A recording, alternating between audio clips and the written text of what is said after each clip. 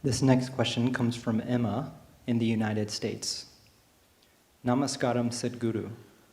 I have observed that air conditioning is avoided in many of the buildings at Isha Institute, and natural ventilation is encouraged as much as possible. Is this an effort to be green and cut energy use? Or is there something more to that in terms of what happens in our body? Can you please explain? Well, this is not my idea. This is how life happened on this planet for a long time. Hello?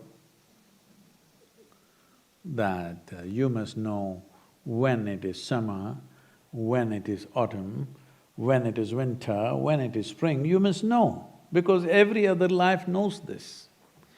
One reason why a simple microbe or a virus is terrorizing you is simply because you've been living like a lab rat in a box with circulated air. Hello? This is one reason. Why rural people are less affected compared to the urban people. One is concentration of population. Another is this, that their immune systems are much weaker in cities simply because a variety of things. One important thing is circulated air, closed indoors all the time, sedentary lives, processed food, many things are there. But one important aspect is circulated air. You come to a place like this, Cumbria. Look at this, fantastic, hello.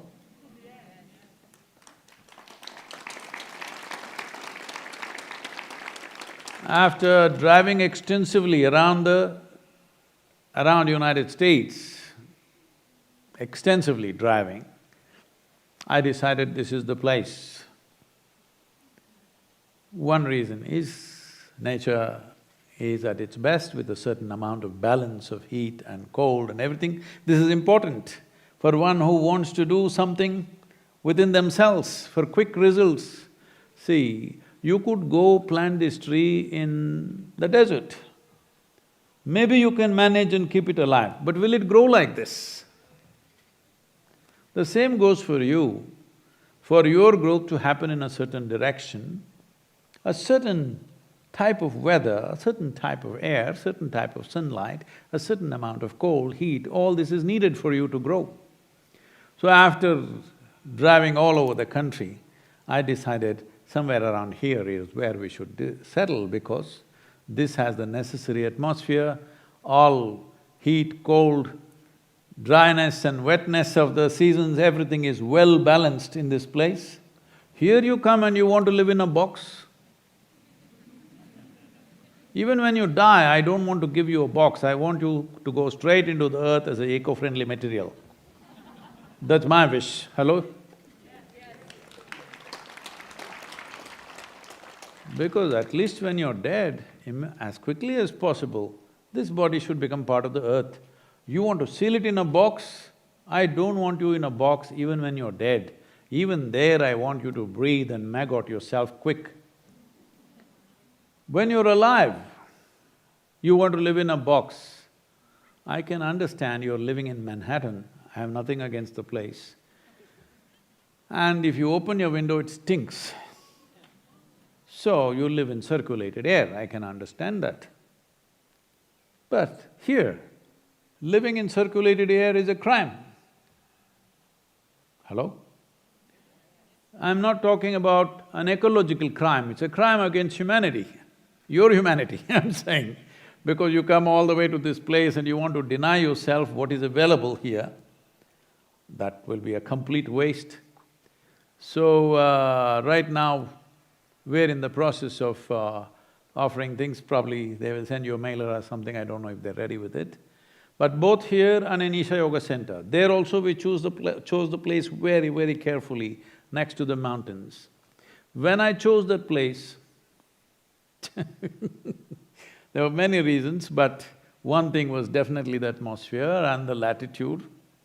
It's at 11 degrees latitude bang on, and that is most conducive for human growth because the earth is mildly tilted in its rotation and it's around 11 degrees and maximum centrifuge force is generated there. So we chose that place and we went to this remote place which is full of wild elephants and stuff. When I say full of wild animals, in the neighborhood, not on us. But you know how people live, they would like to kill anything that could be a threat to them. I said, no, we learn to live with them. You won't believe me, on that day, out of the 6 trustees who were there with the Isha Foundation, 4 of them resigned because I've gone nuts.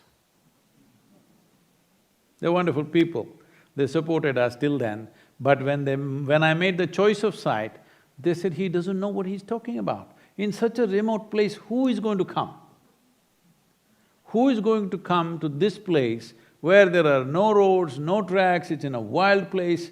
Who is going to come and full of elephants, every day in the night you hear elephants?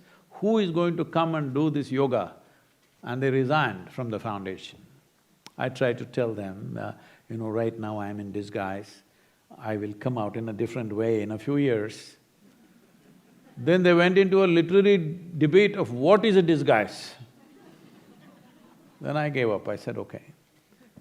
But today, Isha Yoga Center is on Incredible India map, one of the most important centers to visit in the country. So similarly, when we chose this place, also there was lots of resistance. Why don't we do it next to Atlanta? Why don't we do it next to Nashville? Why don't we do it near Detroit? All kinds of things came, but we came here because we are not just interested in those who are with us today. Future generations of people who aspire to grow, they must have a conducive atmosphere. We must set the right culture right now because we've given it up in many ways. We are looking at immediate conveniences and giving up long-term well-being for this life. So when you come here, it's important. We'll fix big windows, you open it gets chill in the evening, you close it. Do you understand? It gets cold, you wear something warm. It gets hot, take off. Not all the time in bikini you can't walk around because you have circulated air. You must you must recognize nature and respond consciously every time. This is important. This is very important for your physical, psychological and spiritual well-being. This is very, very important. So, we are opening up both the centers, which a lot of debate has been there, should we have large number of people or no. So finally we've decided in India, probably in the next 5 to 6 years, we will have anywhere around 100 to 150,000 people living on the yoga center. Here, because anyway you're working from home, here also we are looking at anywhere between 15 to 25,000 people living here in the next 5 to 6 years' time. So the necessary accommodations and everything coming up. So plan for yourself but you must have warm clothes for winter, light clothes for summer. You can't live in the same clothes without a shower, all that. There's enough water, you can shower every day and open the window, close the window. Above all, I don't want you to stay in the damn construction all the time. You only go and sleep there. Rest of the time you must be out like this. Hello?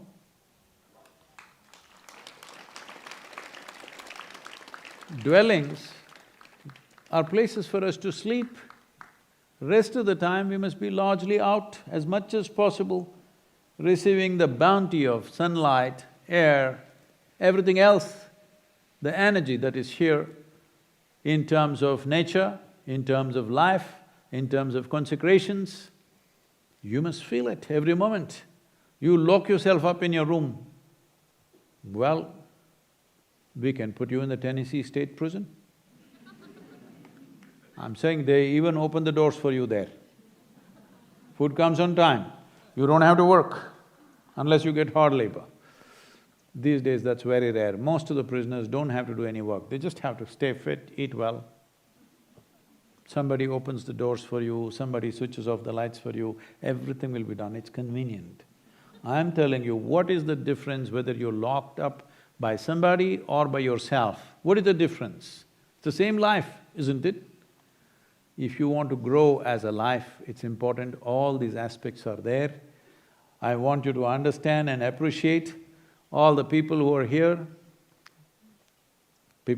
as residents for the last 10, 12 years' time, the amount of work they have done to make this place reasonably hospitable and keep it going. Appreciate that at least.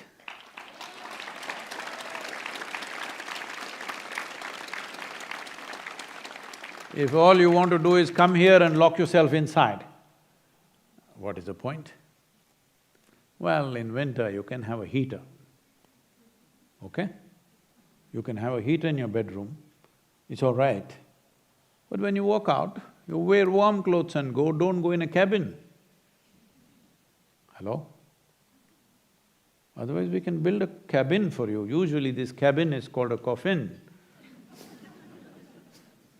Yes, but even when you die, you should not ask for a coffin, huh? Instead of cutting down a tree for your coffin, isn't it better become a manure for the tree? Hello? Huh? So, these possibilities will be opened up in a big way. You see how you can make it. You plan your life in the next 5, 6 years' time. You're in a place where you will grow, where you will live well. Living well does not mean how much bank balance you have, what new model car you're driving. Living well means you're well, physically, mentally, psychologically, emotionally, spiritually, you're really well. If you sit here, you're fantastic. This is living well. If we live well like this, there is room for all of us in the world. But if we try to live well, like right now, I'm sorry, I know it's a national spirit. This American dream is a very destructive dream. Because people came here mainly because of the openness and the land, but slowly their American dream got very twisted. I was, because we are going to make this trip, I was just looking up some of the icons in this country, like Elvis Presley. Well, everybody thought they should be like him. Well, he inspired a whole generation into something, whatever that is. But slowly, this dream, what a disastrous dream it becomes for him, how horribly he dies, is really terrible. This dream should not happen to anybody.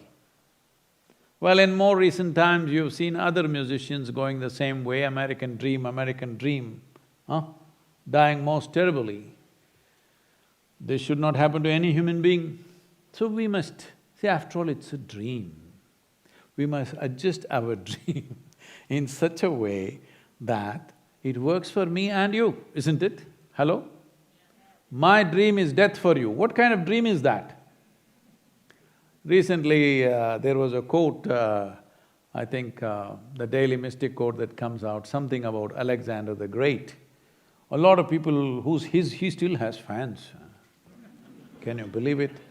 A man like that is still having fans in the world. They all protested in India. How can he say Alexander the Great idiot?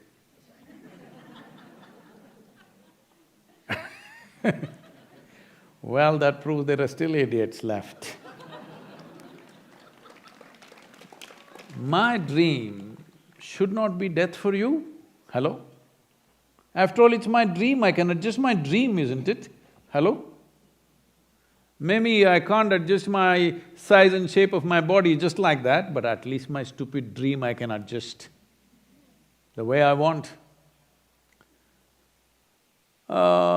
I've said this a few times, but let me say this to you. You heard about that lady, hello? You heard about that lady? You must participate in this dream because you already know this. There was a lady, on a certain day, she had a dream. What she had? A dream. In her dream, she saw a hunk of a man standing there, staring at her. Then he started coming closer and closer and closer. He came so close, she could even feel his breath. What she could feel? Breath. And she trembled, not in fear. And then she asked, "What will you do to me?" The man said, "Well, lady, it's your dream."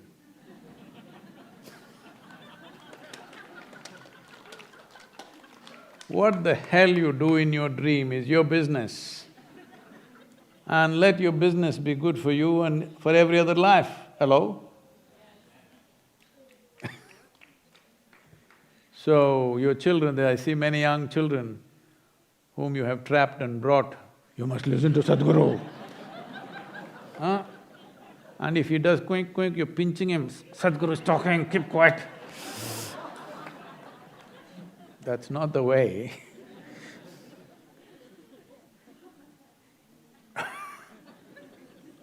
You build a dream for your children in such a way that this dream works for them and for every other life around them. That's the kind of dream we must have, isn't it? Hello? That's the kind of dream that you must have, otherwise it will go somewhere else. Right now you're seeing in California, American dream unfolding itself. Over 2.6 million acres of land has been burnt in the last 2 or 3 months. Whole towns or whole small villages are getting burnt. People thought it's an American dream to build and build and build and build. Well, there are many ways to look at this. One simple thing is, I'm asking you, right now you're here in Tennessee, fantastic land out here. Set fire to this forest, let me see. I'll give you 5 liters of gasoline. Set fire to this forest, can you? No. Well, that's an unfair comparison. There we are in the fringe of a desert, we are here, we are not. All right, that is true, I understand that. Because there were natural cycles of fire and rain there, why is it all gone? One important thing is, because the same phenomena I have noticed in India is the tube wells. I don't know how deep California tube wells are going, but I'm sure they're pretty deep in India, in southern India. These days, a whole lot of them are going 12 to 1400 feet to suck water. Show me one tree which has a root system which is 1400 feet down and it can take its water. You're just sucking out everything with powerful pumps. Everything is dry, just barely alive. Just a little bit of fire, poof, everything is becoming ash. Well, the natural cycle of that part of the terrain is, once in 30, 40, 50 years, there needs to be a cycle of fire that is part of the natural cycles. But not like this, burning up the entire region. This is happening because we've taken too much water out of the land. There's not enough water in the sap of the tree for itself to resist fire. If there was substantial sap in the tree, it wouldn't burn like this, isn't it, like matchsticks? Well, I'm making ecology very simplistic, but fundamentally, that's all it is. There is not enough life in the vegetation, there's not enough water in the vegetation. Why? We are too many. When we are too many, at least we must be little more sensible how we live. Otherwise, who should live and who should die will become the question. An unfortunate question mark will arise. Who should live and who should die? Right now, such decisions unfortunately are being made in hospitals. Who should get the ventilator? Who should not get the ventilator? These are the most tragic things that should happen to a human being. You went to… your mother was feeling ill, so you took her to the hospital. They also tested you and you're also virus. So they admitted both of you. This happened to so many people, I'm telling you. They just took somebody who was showing symptoms, they went for a test themselves. They're also sick, they were also admitted. Then the unfortunate reality is they have to decide the available one virus, one ventilator, who should get it? They decide you should get it, not your mother, because she's old, she can die. Having made such a decision, how do you live after that, I'm asking? Hello? Or if you and your daughter or your son goes, they will decide you should die. The younger person should live. Well, it's a fair decision, but how horrible a decision to make. So this is happening to us on many levels, simply because we are not living not only sensitively, we are not even living sensibly. So, please do not come here and say, fix the air conditioner for me in my room. No, we'll open the windows for you. If you want, we'll make automatic windows. If you want to live unaware, temperature-sensitive windows, it'll open and close by itself. Also temperature-sensitive, because putting your arms inside in the jacket and all is difficult. When it's cold, we'll put a sack on you. Hello? You need an arrangement like this. And above all, these machines, say, I want you to just be here for some time and see, not now, we cannot welcome you now, as per the state's protocol. But when I came to United States, first thing I noticed is all the time something is humming. Anywhere you go. When I go back to India, when something is silent, it's like that, chuck, nothing. Do you know what impact it has on your system? You may not notice it because you're always in it. Just some motor is running somewhere all the time. If nothing else, at least the stupid refrigerator is going boom, boom, boom, boom, something. It's doing its own things. Please live in a quiet place, a genuine quiet place. That's what we're trying to create here. Just an absolutely quiet place. When it's quiet, it's quiet. You will see how it'll calm your entire system. This is very important for your physical well-being, for your spiritual well-being, extremely important, and your psychological balance. This is very, very, very important. The world, bodies and the doctors around the world, just now, after this, an hour later, I have a conversation with a doctor from India about the mental pandemic, the fear of mental pandemic that's coming, the fear of suicide pandemic that is evolving in the world. I'm telling you, the amount of reverberations that you're taking into your system on a daily basis has a significant impact on these things. Just come, just live here, just quietly for a month, and you see how everything just settles down, simply because there is no outside unnecessary reverb going on the system. And there are also other things that you don't even feel, which we cannot avoid in terms of Wi-Fi, microwave, this one, that one, so many things are going on. What we cannot avoid, let's leave it. At least everything that we can avoid must go. It's very important. It doesn't matter how you have lived till now, it's important from here on. The virus, the great teacher, has come. You ignored me for so long. Now he's teaching with a stick. I tried to do with carrots, but you are no bunny. So he's teaching you with a stick, at least now get the point. Now both carrot and stick is here. So, let's make it happen.